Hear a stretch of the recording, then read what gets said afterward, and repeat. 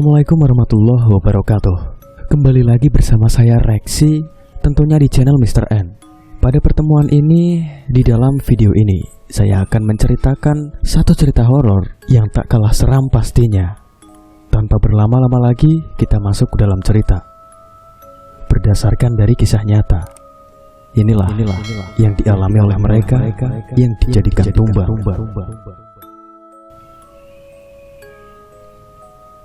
Ini sebuah kisah nyata yang terjadi di kota saya, Rembang, Jawa Tengah.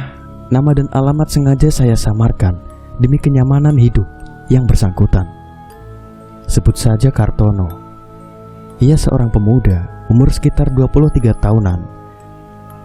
Kesehariannya, sehari-hari ia hanya sebagai kuli panggul di toko sembako di kota Rembang. Kerja dari jam 7 sampai petang tanpa mengenal lelah demi menghidupi kesehariannya. Tempo dahulu, itu belum banyak yang kaya, hanya beberapa saja yang terlihat mapan, termasuk Nyai Suharti ini.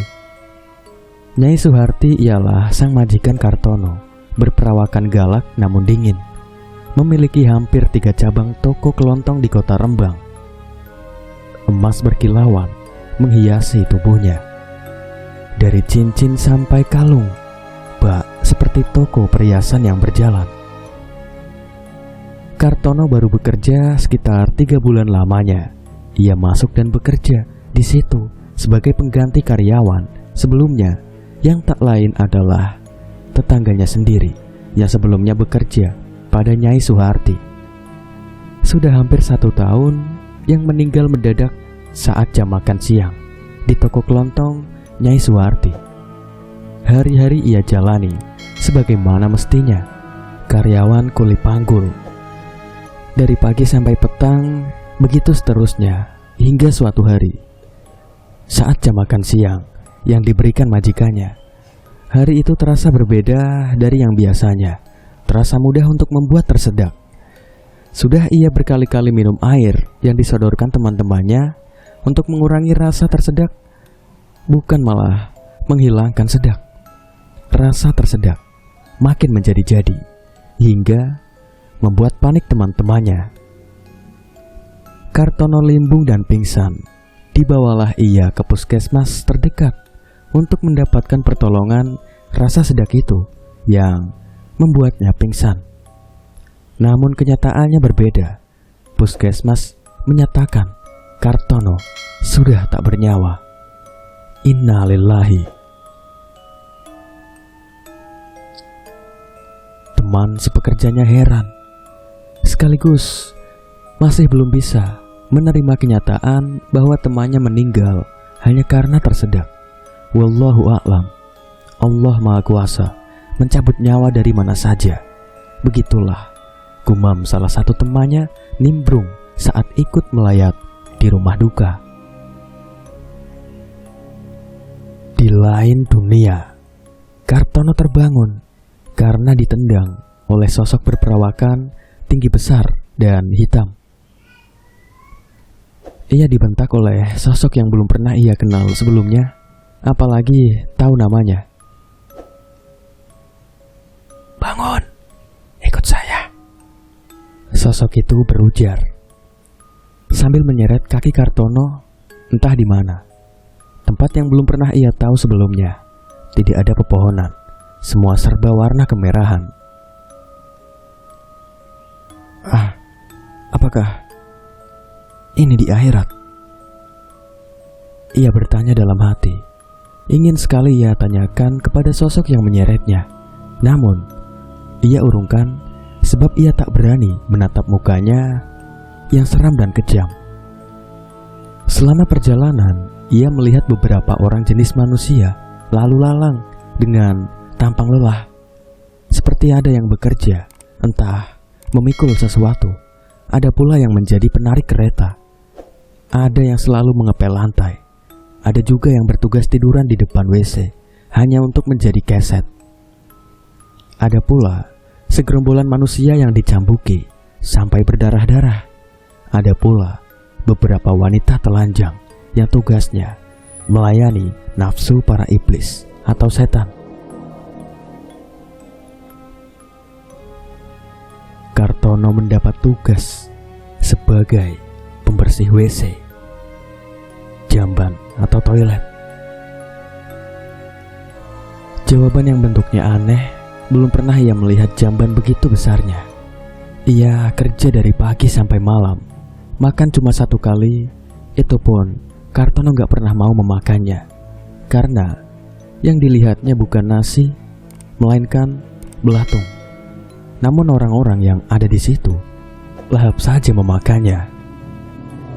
Ia baru ngeh dan sadar, ternyata selama ini ia dijadikan tumbal oleh majikannya yang tak lain adalah Nyai Suwarti sendiri, yang sampai tega mengorbankan karyawannya demi kekayaan di dunia. 7 hari sudah ia bekerja di situ. Semua orang yang kerja di situ diam dan membisu. Tidak ada yang mengobrol, apalagi tanya ini itu. Ia juga melihat tetangganya yang dinyatakan meninggal sebelumnya. Hampir-hampir tak percaya ia melihatnya. Seseorang yang ia kenal akrab. Sama-sama karyawannya Nyai Suharti. Tetangganya itu bekerja menjadi penjaga pintu. Ingin sekali Kartono menyapanya, namun apa daya, ia selalu diawasi oleh sosok besar yang siap kapan saja mencambuk tanpa ampun. Kartono lalu teringat bahwa ia biasa membaca ayat kursi. Itu adalah hafalan satu-satunya yang ia bisa, yang ia dapat saat mengaji waktu kecil dulu. Dibacalah ayat kursi itu, lalu secercah warna putih menyilaukan ruangan. Kartono terbangun melihat sekeliling pepohonan yang rimbun. Ia sadar telah berpindah alam. Puja dan puji syukur ia lantunkan kepada Allah yang telah menyelamatkan hidupnya dari cengkraman perbudakan iblis atau setan tersebut. Bergegaslah Kartono kembali pulang ke rumah dengan pakaian compang-camping, pun tubuh kurus seperti keadaan orang yang terjajah kompeni.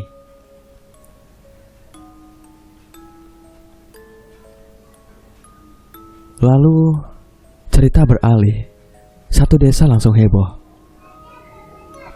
Ramai sekali, banyak orang baik tetangga maupun dari desa sebelah berbondong-bondong mendengarkan cerita apa yang dialami Kartono. Banyak yang percaya, tak sedikit yang bingung. Lalu salah seorang warga menuturkan untuk mencoba menggali makam Kartono yang dulu ia dikebumikan. Diikuti persetujuan kepala desa dan ustadz setempat. Makam pun digali. Masya Allah, Allahu Akbar. Orang-orang yang bertakbir disertai tangisan. Seberapa orang yang hampir-hampir tak percaya. Yang ia lihat di lubang kuburan yang digali adalah pelepah pisang, batang pohon pisang. Di lain cerita, kediaman Nyai Suharti digeruduk warga. Cacian dan makian terlontar begitu derasnya, menghiasi suasana saat itu. Terasa tegang sekali dengan pengawalan ketat kepolisian dan aparat desa setempat. Wajah Nyai Suharti yang biasanya terlihat sangar mendadak menjadi wajah ketakutan. Dikawal dan digiring ke kantor polisi untuk mempertanggungjawabkan semua perbuatannya. Menurut kabar yang santer beredar, selang 1 bulan kemudian Nyai Suharti meninggal mendadak di lapas. Menurut keterangan saksi, 1 tahanan dengannya sebelumnya, Nyai Suharti mendadak tersedak, lalu meninggal, entah meninggal sungguhan atau dibawa ke alam lain, seperti tumbalnya yang lain. Wallahu a'lam.